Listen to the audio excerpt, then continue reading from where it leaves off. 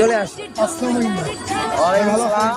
Sir আপনি একটু বাইরে গিয়ে আবার ঢুকেন, আমরা আপনাকে দাঁড়ায় সম্মান।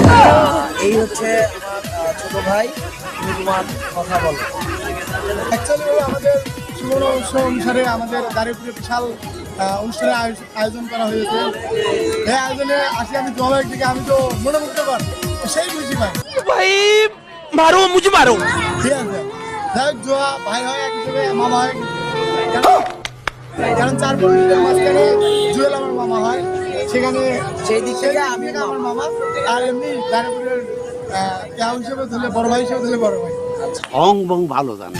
তাহলে ভাই আপনি তো ভালো ইনশাল্লাহ আমি খুব ভালো আছি, দারুণ আছি।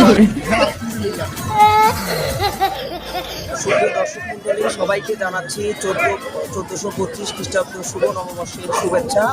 এই মুহূর্তে আছি আমি দাঁড়িয়াপুরে, ওখানে অনুষ্ঠান চলছে।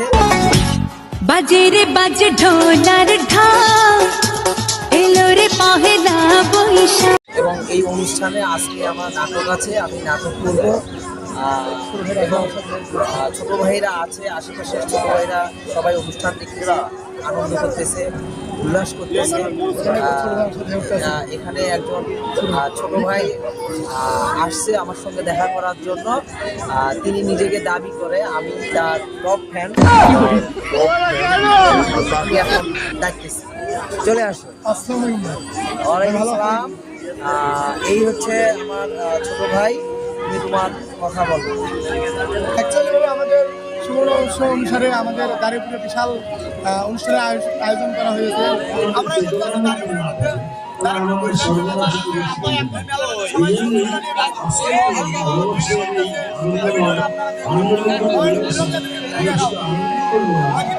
এলো রে পহেলা বৈশাখ, বাজে রে বাজে ঢোলার ঢাক, এলো রে পহেলা বৈশাখ, আজ কৃষ্ণ চূড়ার ডালে ঢেকেছে না।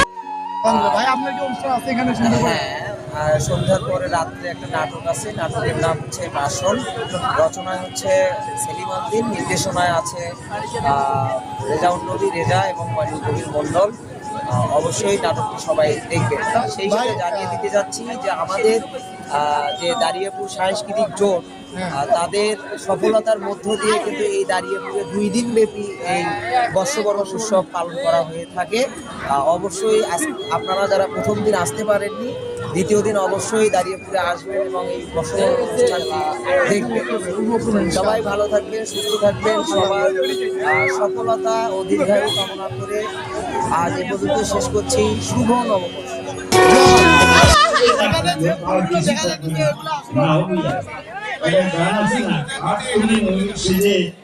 কি করে